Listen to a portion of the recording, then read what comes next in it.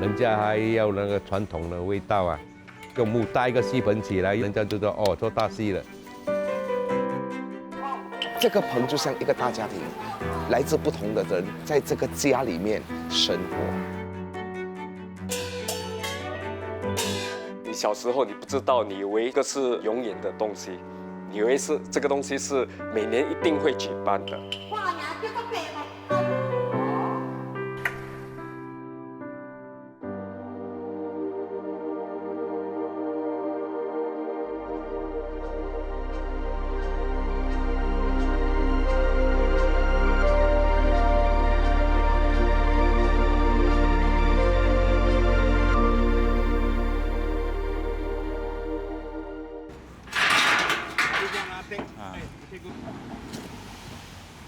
白桥巴沙这片空地上，李明成和工人正为中元节搭建戏棚。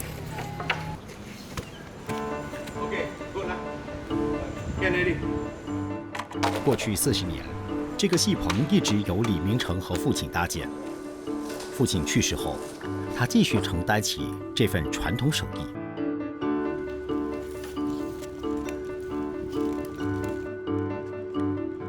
应该是13、14岁的时候了，我父亲就抓我跟他去搭那个台了，就每天跟着我父亲这样热晒雨淋的去做那个戏台咯，一做就做到现在这样咯。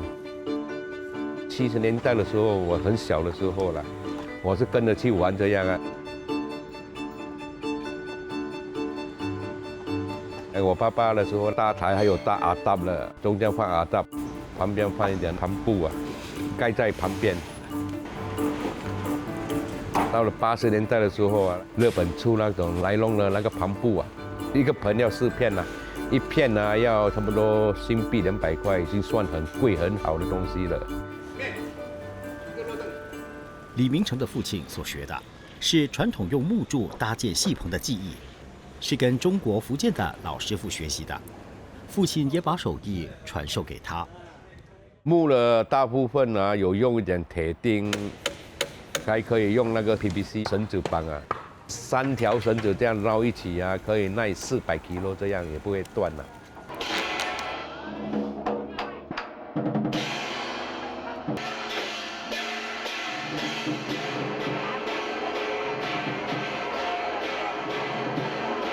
传统戏台曾经是民众的重要娱乐。80年代是搭戏棚的黄金时期，那时李明成每年至少搭400个戏棚。那个戏棚啊，人家还要那个传统的味道啊，因为你搭一个戏棚起来用木搭了，人家就说哦做大戏了。如果你搭一个木的台，好像传统的戏台下去，每个人如果有拜神的人啊，喜欢看戏的人就知道哦这个是戏台了。他们都会问一下，问我们大台的，哎，这里做什么啊？几号要做啊？演什么戏啊？李明成是新加坡唯一人用木板搭建戏棚的匠人。搭棚人辛勤劳作，只为替棚下的人挡风遮雨。今天的戏棚是为小玉龙闽剧团班主胡新妮搭建的，而胡新妮的精彩人生，正是从戏棚下起步的。妈妈怀着我的时候，一直在戏台演戏，演到当晚就是肚子痛，在后台接生了我，来出事了，可能是注定的吧。早期的戏班，台上演绎百态人生，台下如同一家人。胡新妮在戏棚中长大，一心想当演员，却未料到会遭到家人的反对。爸爸有曾经讲过说，他宁愿给他儿子搭那个3轮车，也不希望他在演戏。他们年轻的时候在做戏班的时候是不容易的，他认为说戏班很难，为什么不要好好的去外面打份工作？所以为了这件事情，我跟我爸也闹翻了。那时是因为我的坚持，他们接受了。如今56岁的胡新妮已成为独当一面的戏班班主。28岁那年，他将父亲的戏班改名为小玉龙闽剧团，由此开启了自己的戏棚人生。这种戏棚对我的意义啊，有很多的回忆，童年，还有我的那种曾经的梦想。当时我还没有在做演员的时候，看到人家在演的时候，我几次可以演像他这样的一个主角。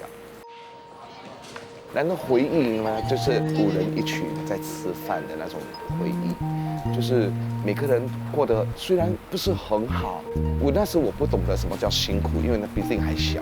可是我觉得这个棚就像一个大家庭，来自不同的人，来自不同的家庭，然后就会在这个家里面生活。然而好景不长，如今戏班在新加坡的演出机会也面临重大挑战。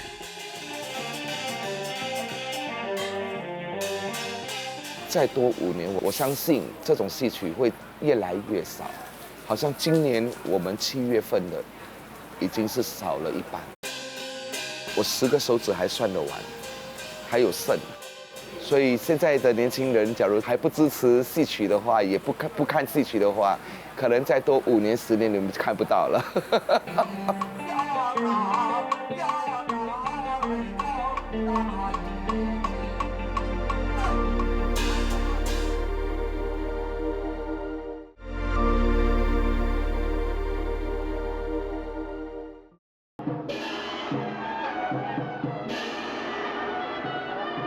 传统街戏在新加坡有着悠久的历史，但随着现代娱乐形式的多样化，街戏逐渐凋零。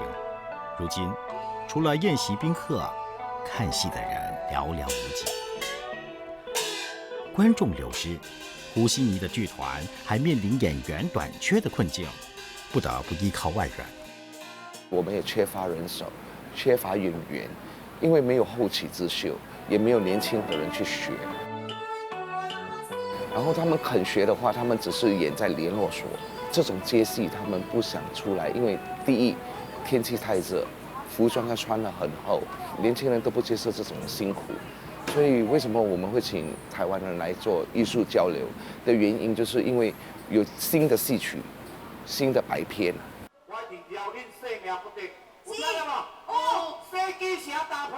两地的演员合作最大的困难就是语言上的对答。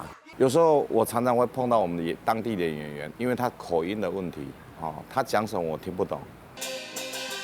第二个是台湾，因为我们有戏曲学校来教导老师的培养，我们从文的、武的、拿刀枪我们都会，可以说是文武都会了。但是新加坡的演员确实连拿一支刀都不会，这就是非常非常大的差异。如果再没有年轻人出来，可能以后新加坡的这种福建戏可能就没有人可以传承了。因为现在我们是想说吸引一些年轻化的观众，然后台湾演员过来的话，我们就会有更好、更新的那种戏曲献入给所有的观众。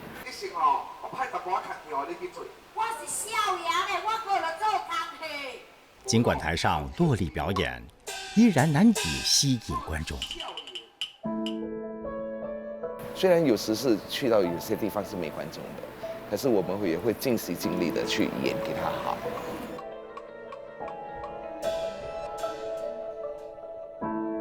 李明成看到街戏观众稀少，不禁感叹搭棚行业也正逐渐走下坡。你要做这个行业来谋生，养你的孩子啊什么，是不可能的。现在，因为早期20年前，那个时候还有1年还有100个这种戏台，今年啊，我的这个企业啊，我只是A 中而已，就没有了。时代变迁，搭建戏台的材料由木改成金属，传统戏台的衰落逐渐走向没落。要到2000年的时候啊，很多人呢就引进那个铁的盆啊，连这个木的戏台啊就开始比较少一点了。连2000初年的时候啊，是越来越少了，连变成了1年啊1个月搭10个8个这样的。我就跟父亲讲了，这个戏台啊做了赚不了钱，那个账房啊，那个费用啊很高，我们负担不起。如果你是要真正做了这个戏台啊，来维持那个生计啊，是好像不可能。父亲说，反正你现在有搭那个鹰架，你就换做做 part time 这样，有人家做你就去做。我想想也好了，因为我是吃这口饭长大了嘛。父亲过世后，李明成继承了搭台的木质材料，并坚守对父亲的承诺。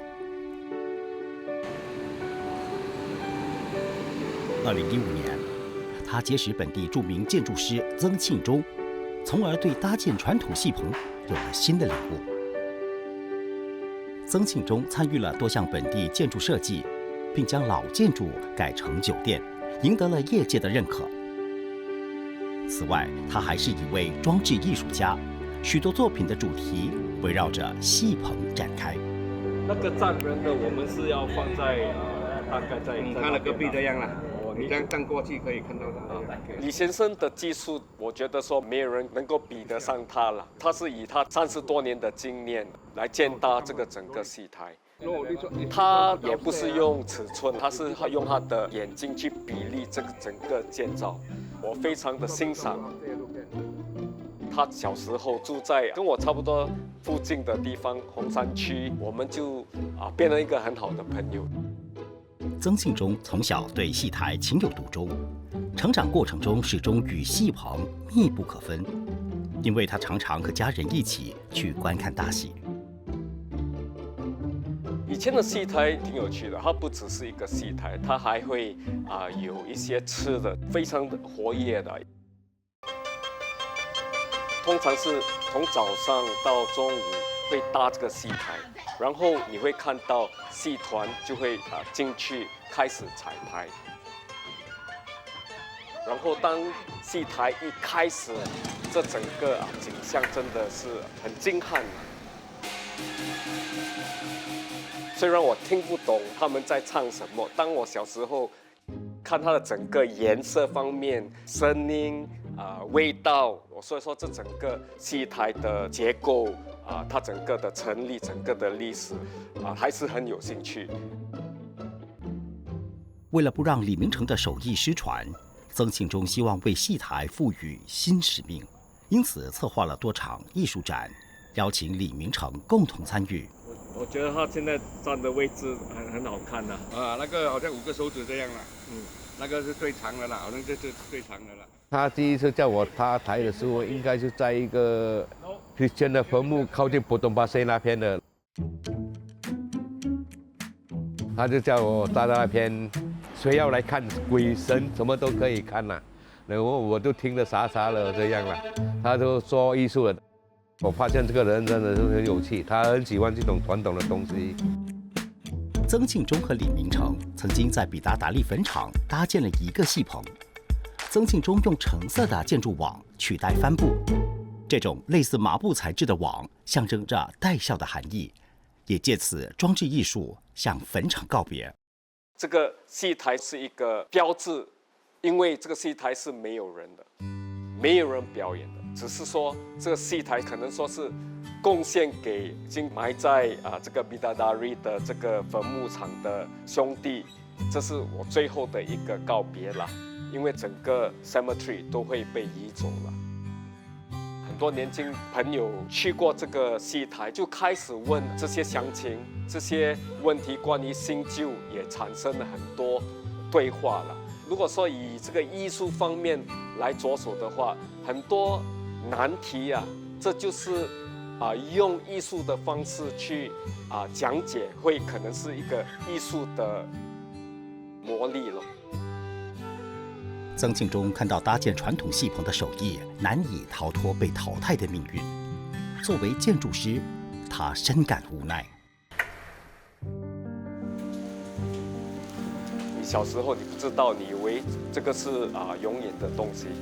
以为是这个东西是每年一定会举办的，可是到了现在，当然你可以看到新加坡也发展得很快，旧的东西只能回味，或者说只可能保留吗？我如何能够创新，把这个旧的东西能够创新呢？在其中的一个项目，我就跟南洋理工写了一个研究作品了，就是说现在整个结构是以线条来绑，对吗？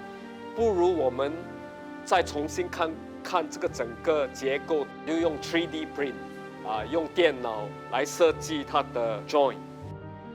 我们不需要用绳子绑，用一个新的方式、新的手法。我们知道时间不能挽回，如果说以现在的眼光来看，我只能说这个戏台肯定需要更新。用什么方式更新这个整个结构呢？是一个我非常有兴趣的人生目标啦。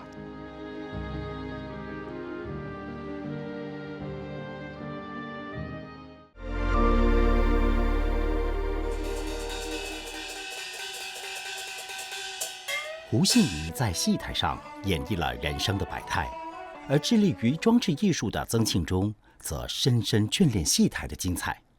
两人对戏棚下的世界都有所感慨。今天大家齐聚一堂，共同欣赏曾庆忠的另一个戏台装置艺术。说这个戏台，我在3年前在这个 Henderson 就建设了这个帐篷这样子了。奇怪的是，你可能看到的就这棵树了，对吗？对。然后我也很奇怪的，为什么你要建设这一个台在这一个地方？这个地方是我小时候的地方了，就在这里玩耍长大的。对，也很靠近这里的红山区，就是我小时候跟母亲去看大戏，在这里的附近。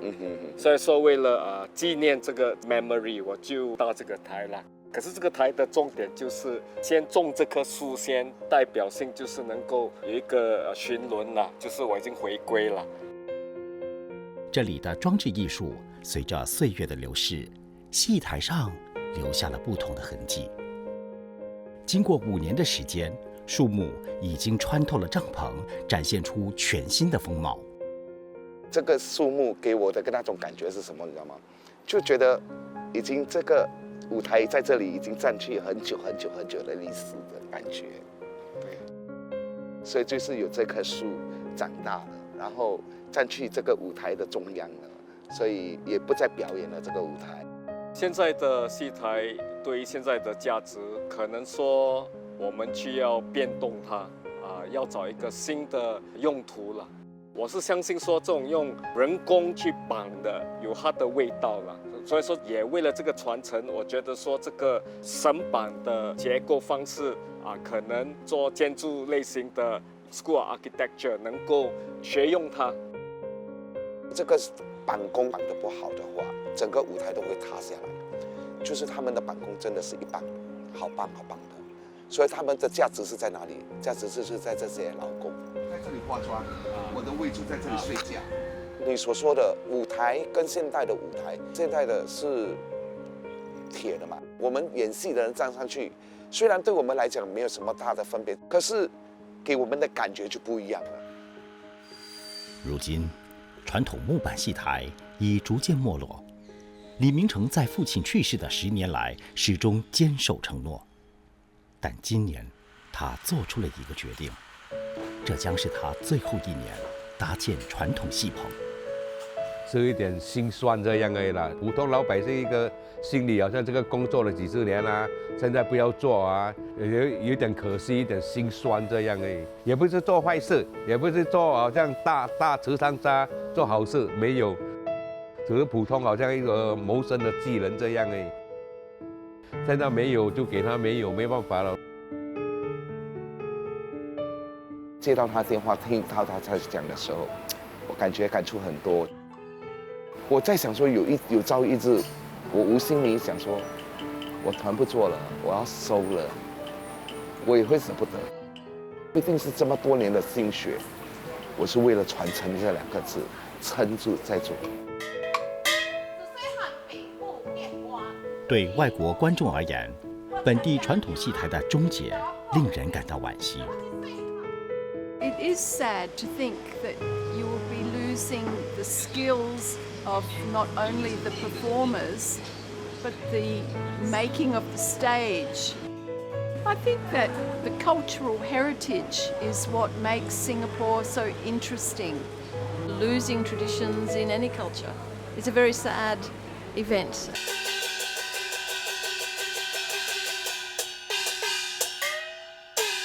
小玉龙闽剧团今晚在白桥演出的这台戏，可能是传统戏棚下的最后一场演出了。明天拆卸后，本地的木板传统戏棚将正式步入历史。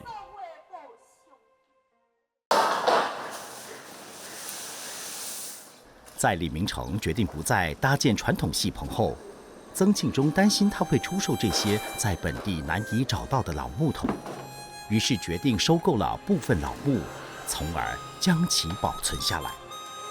说推销说你不要推销，在新加坡只有你能够搭这个传统戏台，你需要传承。虽然我不会，可是技巧方面的这种栽培，我来找一些项目能够推广，可能有一个新的出路。他就跟我一个微笑。其实这个行业是一个没落的行业，我可以维持到这里啊，也是算对得起我的父亲了。